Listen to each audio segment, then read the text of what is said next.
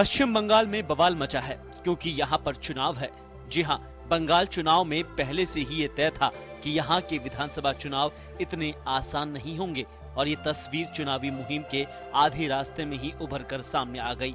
बंगाल के पहले चरण के मतदान से ही संग्राम छिड़ गया था, लेकिन तीसरे और चौथे चरण तक ये संग्राम खूनी खेल में तब्दील हो गया। कूच बिहार जिले के माथाभांगा में इस खूनी संग्राम में 4 लोगों की मौत हो गई। उधर इस बवाल के बाद प्रधानमंत्री नरेंद्र मोदी ने सिलीगुड़ी की चुनावी रैली में हिंसा के लिए टीएमसी को जिम्मेदार ठहराया। मोदी ने कहा, जो जवान आतंकवादियों और नक्सलियों से नहीं डरते, उन्हें दीदी और उनके गुंडे क्या डराएंगे।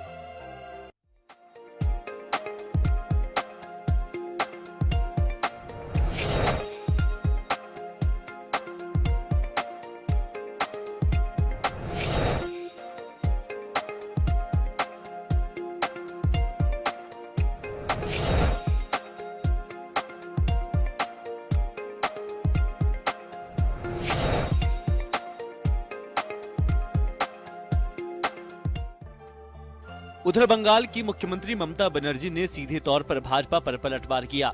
ममता बनर्जी ने कहा कि सीआरपीएफ मेरी दुश्मन नहीं है, लेकिन गृह मंत्री अमित शाह के निर्देश पर साजिश चल रही है। कूच बिहार की घटना इसका सबूत है। साथ ही ममता बनर्जी ने इस घटना के बाद केंद्रीय गृह मंत्री से इस्तीफे की मांग भी की है। साथ ही चुनाव आयोग से इसकी शिकायत भी की है। ममता बनर्जी ने कहा कि भाजपा जनाधार को खो दिया है, ऐसे में लोगों को मारने का षड्यंत्र रच रही है। बनर्जी ने कहा कि अब तक लगभग 17 से 18 लोग मारे जा चुके हैं, जिनमें से 12 लोग उनकी पार्टी के कार्यकर्ता है।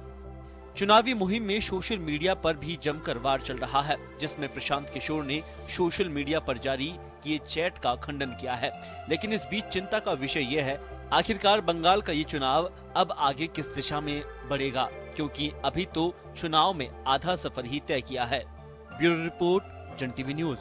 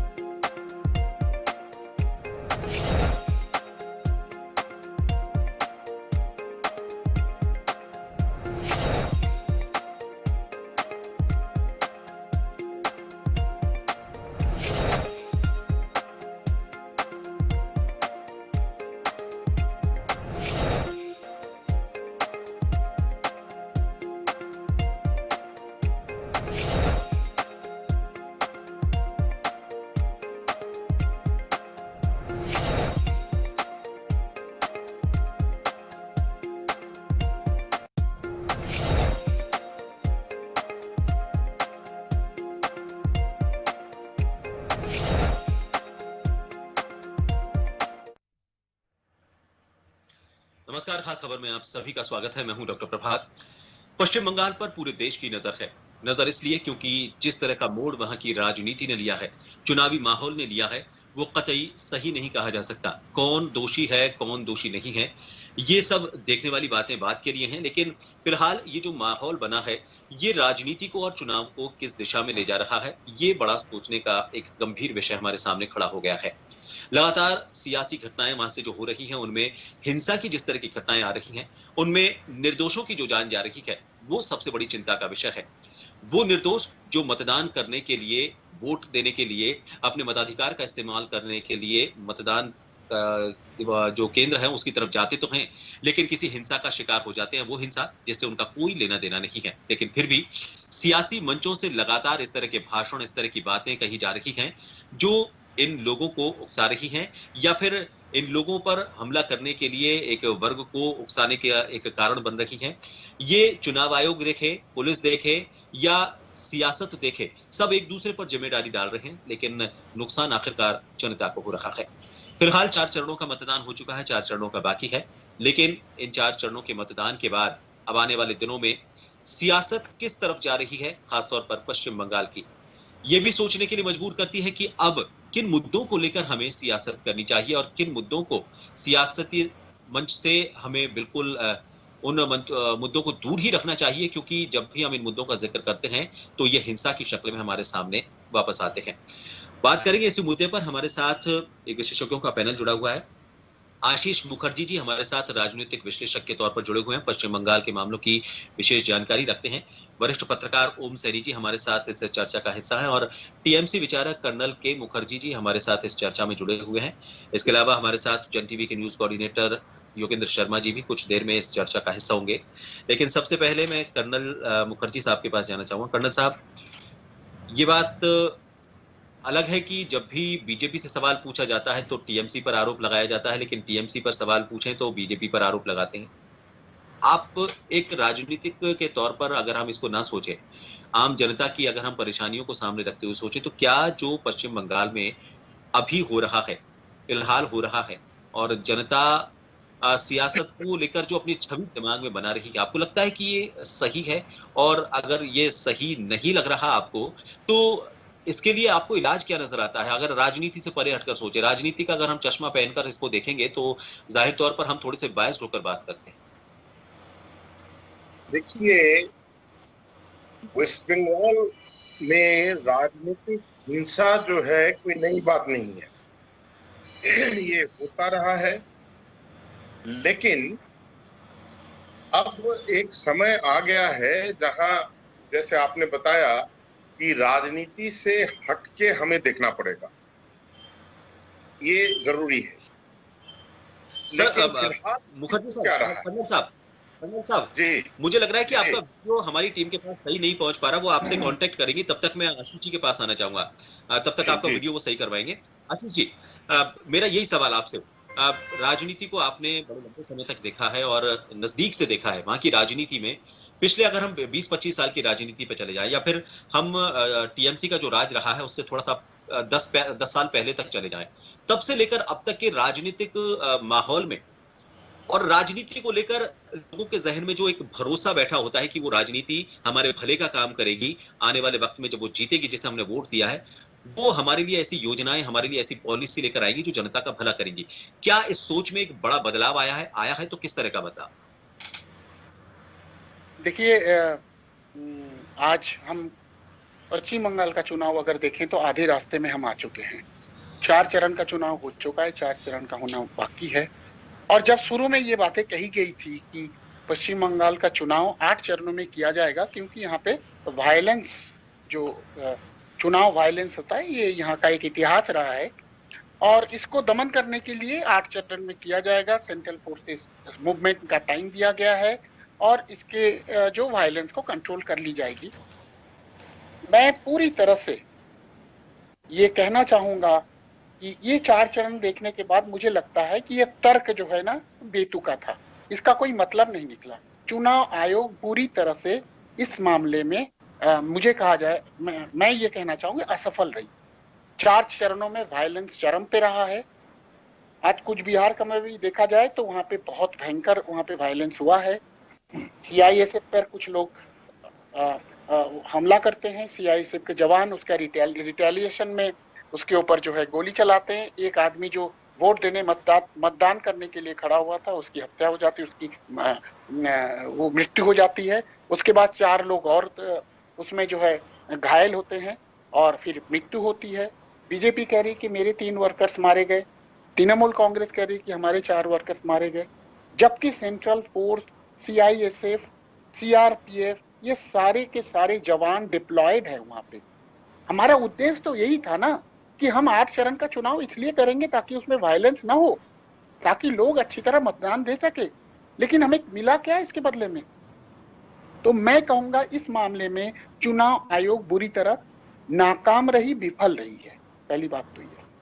दूसरी बात यह है दोनों तरफ से भड़काऊ भाषण दिए गए, दोनों तरफ से।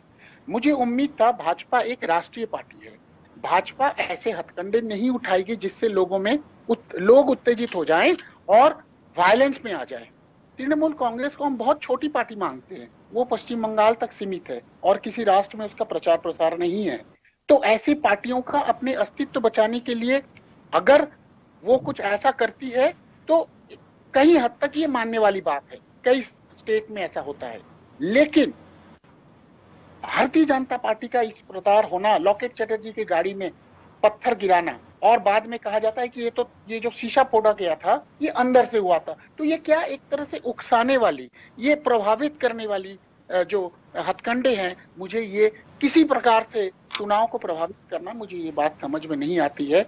मैं इस बारे में वाकई बहुत दुखी हूं और मुझे ऐसा लग रहा था कि इस बार पश्चिम बंगाल का चुनाव शायद शांतिपूर्वक होगा, जैसा कि दावा किया गया, जैसा हमारे चुनाव आयोग ने कहा। लेकिन उसके विपरीत सारी चीजें होती चली गई, सारी भड़काऊ, सारे वो हथकंडे अपनाए गए जो चुनाव आचार संहिता के विरुद्ध हैं।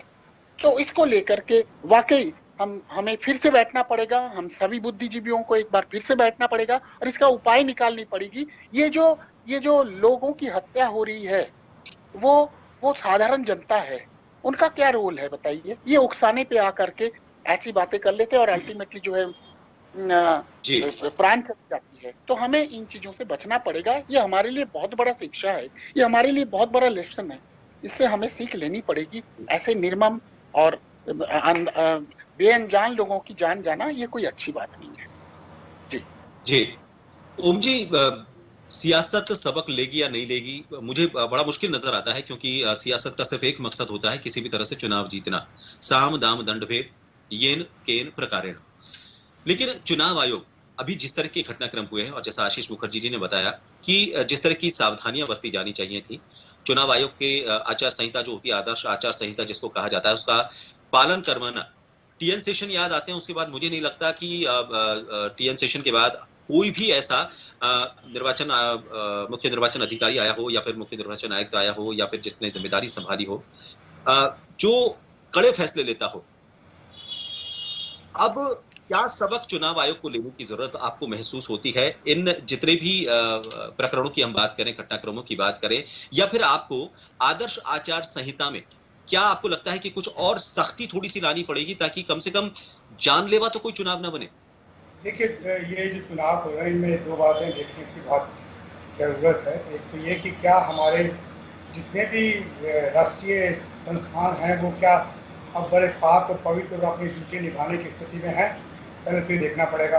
दूसरा ये देखना पड़ेगा कि जो भी शासन में आने की चेष्टा कर रहे हैं तो पॉलिटिकल मॉरलिटी नाम की जो चीज़ होनी चाहिए, जो हर पॉलिटिकल पार्टी इस देश में करती रही, तो भारतीय जनता पार्टी भी अटल जी के नेतृत्व तक तो मुझे लगता था कि वो पॉलिटिकल मॉरलिटी में आस्था है, लेकिन अब सारे सिलसिले बदल गए हैं। और ये नहीं भूलना चाहिए टीएन सेशन के बाद में लिंगदो भी बहुत प्रभावशाली और बड़े अच्छे चुनाव आयुक्त रहे हैं और उनका भी चर्चा, उन्होंने भी बड़ी लंबी लड़ाई लड़ी है गुजरात के मामले में। उन्होंने रिफ्यूज़ कर दिया था, गुजरात में ये चुनाव का जो सिलसिला कर रहे थे उस वक्त की बात है, 2002 के आसपास का सिलसिला।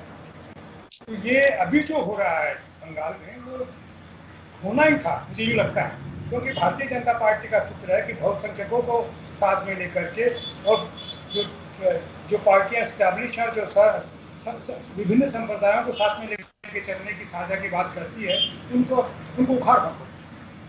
ये यूपी में इन्होंने किया, वैसे ही विभिन्न जाति समूह जो है, बंगाली जाति समूह है, उनके अंदर भी वो लोग जो अपने आप को स्थापित करना चाहते थे, एक बार तो 33 साल पहले टीएमसी के लीडर के रूप में ममता जी ने उनको अपने हिसाब से इस्तेमाल किया, माटी मानो सरो कह करके, और इसी तरीके से ये इस्तेमाल कर रहे हैं कि वो वंचित जातियाँ, वो वंचित जाति समूह उनके साथ में मिल जाए, और साथ साथ में जो स्थापित राजनेता हैं, जो पॉलिटिकल एक्टर हैं, उनको ज़्यादा से ज़्यादा अपने साथ जोड़ लिया जाए।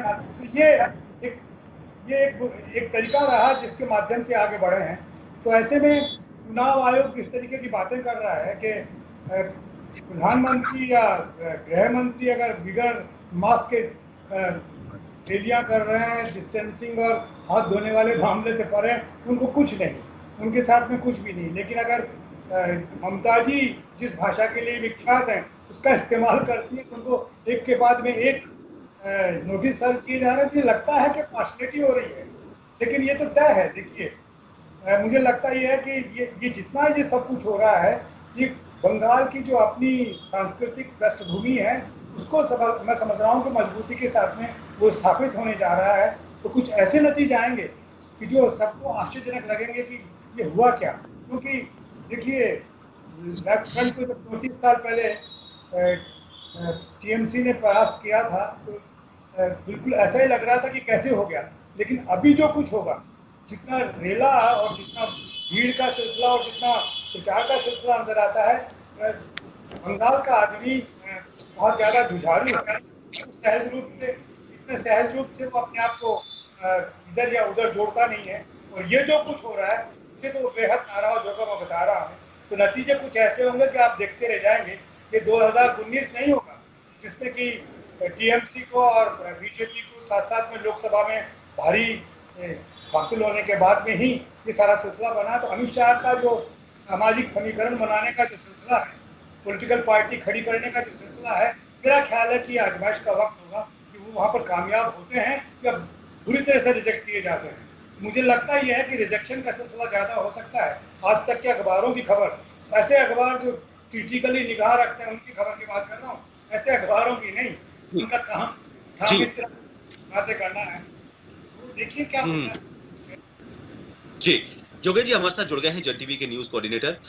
योगेन जी, क्या लगता है आपको कि मतदान का प्रतिशत और हिंसा का प्रतिशत दोनों पैरेलल चल रहे हैं?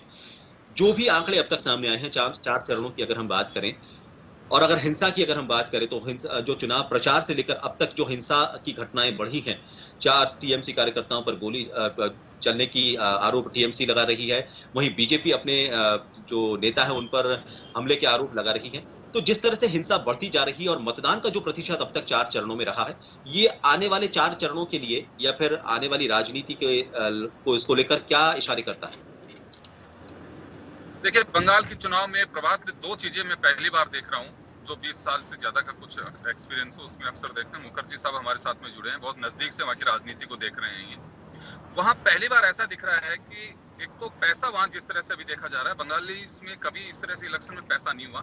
और दूसरा जो पोलराइजेशन का जो रेशो है वो पहले ऐसा नहीं देखता था। अभी 4था चरण आज जो संपन्न हुआ है उसमें हम देख रहे हैं वहाँ जिस तरह से हिंदू मुस्लिम और ये सब जो चीजें चल रही हैं, आई थिंक आशीष जी तो ज्यादा बेहतर समझते हैं वहाँ के उससे, लेकिन ये पहली बार देख रहे हैं। 2 चीजों का मैं बदलाव वहाँ देख रहा हूँ। अब वो जनता के जहन में कितना उतर पाएगा ये देखने वाली बात होगी। हिंसा पहले भी हुई है वहाँ पे, इसको हम खारिज नहीं कर सकते, लेकिन आईटी का जमाना है, बहुत ज्यादा आपके पास से फोर्सेज हैं, सीआरपीएफ के भरोसे आप चुनाव लड़ रहे हो। तो आई थिंक सुनील अरोड़ा साहब काफी अच्छे अपने उसके लिए जाने जाते हैं, अच्छे स्ट्रॉन्ग एडमिनिस्ट्रेटर हैं। ओम सैनी साहब ने तो उनके साथ में बहुत अच्छे से देखा भी है। लेकिन कुछ ये कहना लाजमी होगा कि इलेक्शन कमीशन को भी स्ट्रॉन्गली स्टेप्स उठाने चाहिए, क्योंकि आप जिस जगह पे बैठे हो वहाँ एक विक्रमादित्य का सिंहासन की तरह होती है। आपको न्याय करना चाहिए। अगर कहीं भी कोई भी हो, वो चाहे टीएमसी हो, चाहे कॉमरेड हो, चाहे कांग्रेस हो या बीजेपी हो, इतनी हिंसक घटनाएं हो रही हैं, तोड़फोड़ हो रही हैं। अगर केंद्रीय मंत्रियों की गाड़ियों को तोड़ा जा रहा है तो फिर सीआरपीएफ क्या कर रही है वहाँ पे? फिर कोई ये तो है नहीं कि एलियंस आकर के हिंदुस्तान में इलेक्शन कराने के लिए आएंगे। हमारी फोर्सेज क्या कर रही हैं? बड़ा सवाल है ये। तो मुझे लगता है कि अगर इस तरह से उंगलियां उठेंगी कि अनफेयर इलेक्शन है, तो मुझे लगता है कि लोकतंत्र के लिए दुर्भाग्यपूर्ण स्थितियां हैं। सारे दल लगा रहे हैं, बीजेपी टीएमसी पे आरोप लगा रही है, टीएमसी बीजेपी पे लगा रही है। तो मुझे लगता है कि लोकतंत्र खतरे में होगा या नहीं होगा पता नहीं, लेकिन ये नियत का खतरा जरूर फिलहाल दिखाई दे रहा है। जी आशीष जी, प्रशांत किशोर की एक चैट वायरल हुई है और ये कहा जाता है कि जो चाणक्य की भूमिका निभा रहे हैं वो टीएमसी के पीछे प्रशांत किशोर निभा रहे हैं। लेकिन प्रशांत किशोर का इस पर यह कहना है कि जो ट्रोल आर्मी है बीजेपी की, उसने ये पूरा प्रोपेगेंडा किया है और उसमें टीएमसी का कोई भी ऐसा रोल नहीं है या टीएमसी की कोई ऐसी कमी नहीं है जिसको इस तरीके से सामने रखा जा रहा है।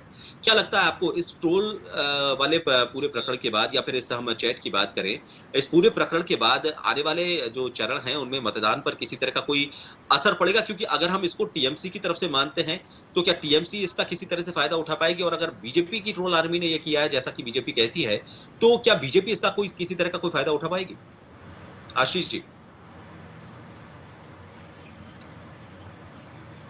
शायद आशीष जी हमारे साथ अभी तकनीकी खामी की वजह से हमारे साथ नहीं है। चलिए ओम जी, मैं आपके पास आना चाहूंगा।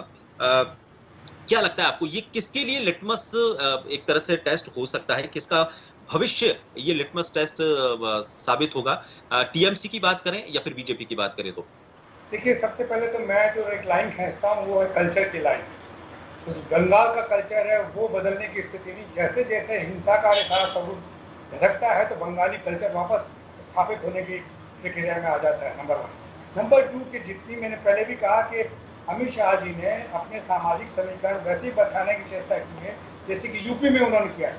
जो वंचित जातियाँ हैं अलग अलग, उन वंचित जातियों के नेताओं को अपने साथ में लेकर उन्होंने पार्टी का वो कैडर खड़ा कर लिया और वो जिस तरीके से टिकट बांटे हैं वो सब देखे, उससे पता लगता है। लेकिन उन ऐसा होने के साथ ही उनके सामने वही संकट पैदा हो गया जो टीएमसी के सामने एक वक्त में पैदा हुआ था। वो कब वो लोग कहने लगे कि साहब ये लोग कौन हैं। तो इसी तरीके का सवाल आज जो खड़े हो रहे हैं उनके सामने है कि जो स्थापित नेता थे और जो उधर चले गए उनको लेकर के उनकी इज्जत बढ़ती नहीं है। तो जाति समूह तो जाता है लेकिन जाति समूह ही अपने आप में वो नहीं है। तो एक वो जो हिंदू बहुसंख्यकवाद का सिलसिला था वो तो मीनिंगफुल था, लेकिन जातियों में तोड़ करके जब आप उनको हासिल करने की चेष्टा कर रहे हैं तो अपने आप में आपने हेराफेरी कर ली। अब वो जो बहुसंख्यकवाद समाप्त हो गया, तो छोटे छोटे समूहों को जिनको आपने लीडर बनाने की चेष्टा की है, किसी को कहीं किसी एक लोकसभा क्षेत्र में, किसी को दूसरे लोकसभा क्षेत्र में, तो वो अपने आप में प्रभावी नहीं।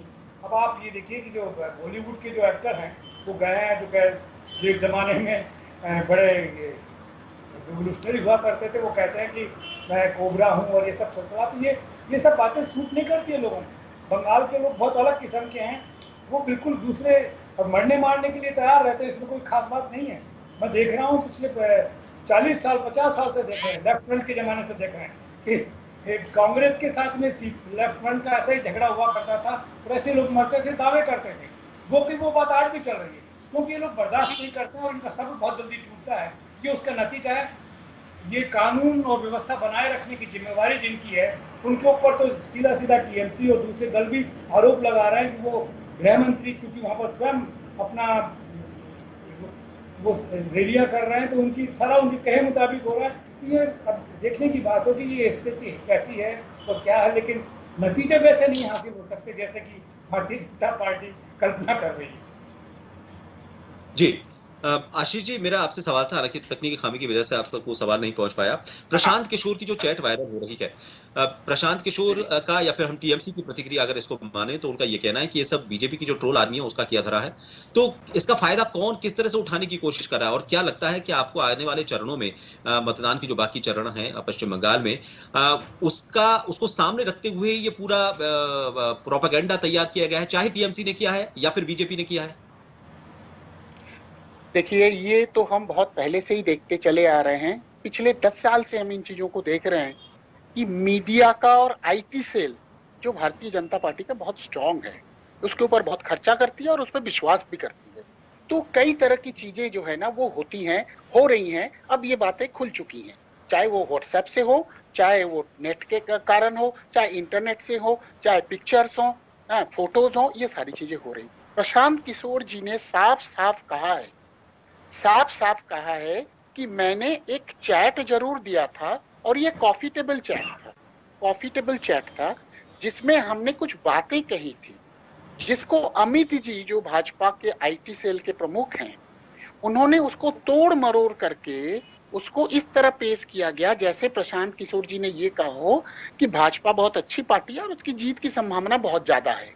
अब क्या है, ये इस लेवल तक आ चुकी है, ये सारी चीजें इस लेवल तक आ चुकी है कि इवन डिस्टॉर्शंस, इवन उसको कॉन्कॉक्टेड जो आपके वीडियोस हैं या चैट हैं, उसको कुछ आगे का, कुछ पीछे का, कुछ लास्ट का जोड़ करके एक तथ्य बनाया जा रहा है कि जैसे प्रशांत किशोर जी हार मान चुके हैं, शायद इसका भी असर हो जाए। तो ये चीजें अच्छी बात नहीं है। ये कहीं ना कहीं तो एक मॉरल सेंस, मॉरल रिस्पॉन्सिबिलिटी हमारी होनी चाहिए समाज की तरफ।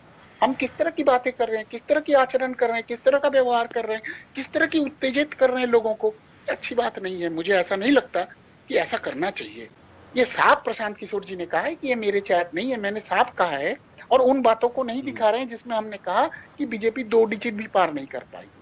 बिल्कुल जी हाँ जी जोगेन जी, ममता बनर्जी का अब ये कहना है कि वो अब अपने राज्य से बाहर जाकर वो लोग मतलब साफ तौर पर उनका इशारा था यूपी और बिहार को लेकर कि वो वहां जाकर अब चुनाव लड़ेंगे।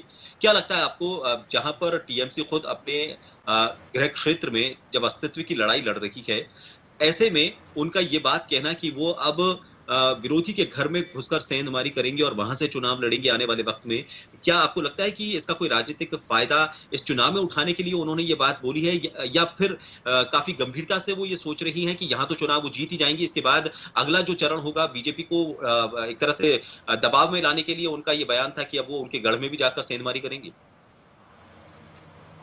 वो तो बहुत साफ साफ बोली है कि बंगाल का चुनाव जीतने के बाद आशीष जी, योगेंद्र जी से मेरा सवाल था। ये प्रभात, सबसे बड़ी बात यह है कि अभी तो ममता बनर्जी के सामने टीएमसी के लिए बड़ा एक अस्तित्व का सवाल है कि क्यों जिस तरह से अभी चीजें सारी चल रही हैं। मैंने जैसे पहले भी कहा कि बंगाल के चुनाव में इतना पैसा नहीं होता था, बंगाल का चुनाव अपने क्षेत्र से लड़ा जाता था, क्राउड वहां पे, और क्राउड को लेकर आप जजमेंट अभी भी नहीं कर सकते। आशीष जी तो वहां पे हैं अभी। बंगाल का क्राउड किस दिशा में जा रहा है कुछ कहना बहुत मुश्किल है। हजारों लोग आपको ऐसे मिल जाएंगे कि एक नेता के रोड शो में या उसकी मीटिंग में है, दूसरे नेता के में भी वो लोग मिल जाएंगे। तो ये जजमेंट करना भीड़ के हिसाब से बहुत मुश्किल है। और ममता बनर्जी की जो बात है, देखिए ममता बनर्जी को आपको थोड़ा सा मैं पीछे लेके जाना चाहूंगा। आपको ध्यान होगा कि पिछला जब इलेक्शन बिहार का लड़ा गया था तो लालू यादव मोदी जी के हर बात को रिएक्ट करते थे, नीतीश नहीं करते थे। लालू का साफ ही मानना था कि जो जिस भाषा में बात करता है वैसे जवाब देना बहुत जरूरी होता है, नहीं तो जनता की सोच बदल गई आजकल मुझे लगता है कि अगर किसी के चोट भी लगती है तो कितनी सिंपैथी रह पाएगी तो ममता का इलेक्शन के बाद होगा, पहले की बात नहीं है। बीजेपी को भी आपको ध्यान होगा कि जब 1984 के इलेक्शन हुए थे तो अटल बिहारी वाजपेयी जी के माधवराव सिंधिया जी के सामने चुनाव लड़े थे तो हाथ में चोट आ गई थी। बीजेपी ने पोस्टर छपवा दिए थे कि अटल जी के हाथ के चोट, भाजपा को मिलेंगे वोट। ये मुझे पता नहीं है मोदी साहब को ध्यान है कि नहीं है, लेकिन मुझे बहुत अच्छे से ध्यान है ये। तो ममता जी आगे की तो अभी कहना बहुत जल्दबाजी होगी, क्योंकि वो बात उसी तरह से कर रही हैं कि अभी एक पांव से मैं बंगाल जीत रही हूँ, दूसरे पांव से मैं दिल्ली भी जीतूंगी, यानी कि मोदी जी को भी चुनौती देने के लिए आऊंगी मैं। तो ये तो स्लोगन्स है, देखिए अभी इसमें, या कहें अमित शाह साहब ने जैसे जुमले कहे थे उस समय, उस टाइप से हम देख सकते हैं। ये भी भविष्य के गर्भ में प्रभात क्या होगा। लेकिन फिलहाल तो बंगाल का जो चुनाव है बहुत रोचक मुकाबला है। लेकिन वहां की जनता से भी अपील है, राजनीतिक दलों से भी अपील है, जन टीवी के तमाम अतिथियों के और दर्शकों की ओर से कि हिंसक घटनाएं नहीं होनी चाहिए। हिंसा का राजनीति में, समाज में, लोकतंत्र में कोई स्थान नहीं है, तो इससे बचने की कोशिश पूरी की जानी चाहिए। और ममता के लिए फिलहाल तो यही कह सकते कि ये इलेक्शन डू एंड डाई वाला जो होता है उस मोड पे है। जी, कर्नल साहब हमारे साथ जुड़ गए हैं। कर्नल मुखर्जी, आप सुन पा रहे हैं मुझे? हेलो, आप मुझे सुन पा रहे हैं? कर्नल साहब, आपकी आवाज हम तक पहुंच रही है, हम कोशिश कर रहे हैं आपकी आवाज के जरिए। ये वायलेंस बंगाल में कोई नई चीज नहीं है, लेकिन इस लेवल पे वायलेंस इलेक्शन के दौरान सपोर्टर्स में तो देखा गया है, लेकिन मुझे जहां तक याद आता है 1920 ये 10 के चुनाव में एक पाटुली में फौज का जो है अपना जो सीआरपी का गोली से एक व्यक्ति का मृत्यु हुआ था जो सीपीएम के सपोर्टर थे। लेकिन ये चुनाव को सुष्ठु रूप से जो वहां पर करवाने के लिए गए हैं, करीब 44,000 सीआरपी, बीएसएफ एंड एसएसबी के जो जवान लोग गए हुए हैं, उनको ऐसा क्या आ पड़ा कि उनको गोली चलाना पड़ा और जिसमें 4 व्यक्ति का मृत्यु हो जाती है, तो ये ठीक नहीं है। तो सीआरपीएफ की तरफ से भी है, कोशिश की, नहीं है। अब प्रश्न ये उठता है कि इससे बंगाल बाहर कैसे आएगा। बंगाल का इससे बाहर आने के लिए पॉलिटिकल विल चाहिए सारे पॉलिटिकल पार्टीज का। अब ऐसा एक प्रतीत होता है कि यहाँ बंगाल जो है हमेशा से एक स्टेबिलिटी दिया है, पॉलिटिकल स्टेबिलिटी। पहले करीब 20 साल का पॉलिटिकल स्टेबिलिटी कांग्रेस की थी, उसके बाद पॉलिटिकल स्टेबिलिटी मिला सीपीएम को, एंड अब जो है 10 साल से पॉलिटिकल स्टेबिलिटी जो मिला हुआ है वो तृणमूल को मिला हुआ है। अब बीजेपी जो है एक ऑल इंडिया पार्टी है, अब बीजेपी को वहां आना है और जिस तरह से हमारे बड़े बड़े नेतागण बीजेपी के आ रहे हैं, ये ना भूतो ना भविष्यति, ये कभी हुआ ही नहीं है। इतना बार एक प्रधानमंत्री और जो अपना होम मिनिस्टर वहां पर बंगाल में जा रहे हैं और वोटर से अपील कर रहे हैं, वो जा सकते, जरूर जा सकते, क्यों नहीं जाएंगे, लेकिन ऐसा कभी हुआ नहीं है। अभी और 4 राज्यों में भी इलेक्शन हो रहा है, वहां पर तो 1 बार या 2 बार जाकर चले आए। अब यहाँ पर इन्होंने क्या देख लिया, और 44,000 ये जो पैरामिलिट्री फोर्सेस, इतना तो बंगाल और बांग्लादेश का बॉर्डर को भी में भी इतने फोर्स नहीं है। और इतना फोर्स रहने के बावजूद भी अगर किसी पे हत्या हो रही है तो ये बहुत दुखद बात है। अब एक तृणमूल कांग्रेस का लेडी कैंडिडेट, उसको बांस से पीटा जा रहा है और वहां पर खड़े हैं 2-3 जो पैरामिलिट्री फोर्स के सिपाही, वो कुछ कर नहीं रहे हैं। इसका क्या मतलब है?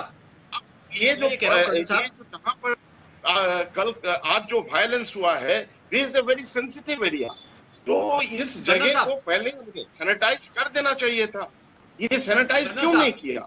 ये 44,000 लोग कर क्या रहे हैं वहाँ, प्रश्न वहां पर उठता है।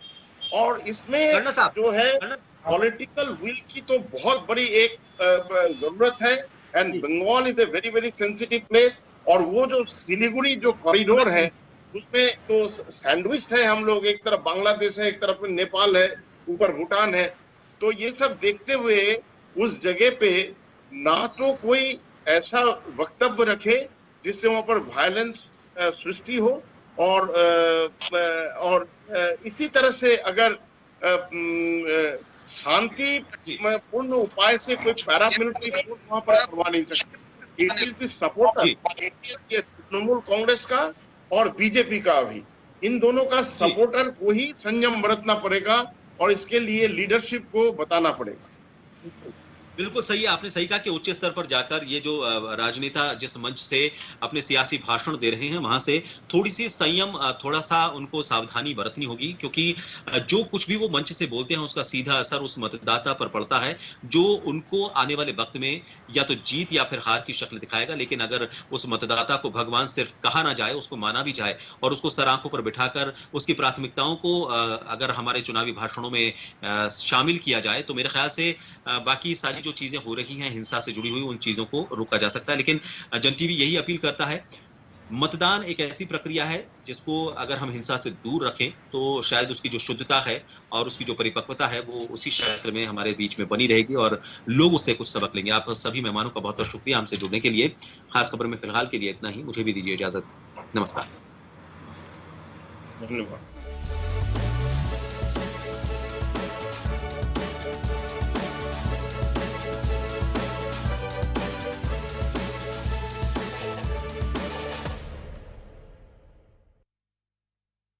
जन टीवी की लेटेस्ट अपडेट पाने के लिए हमारे चैनल को जरूर सब्सक्राइब करें और नोटिफिकेशन पाने के लिए बेल आइकॉन दबाएं।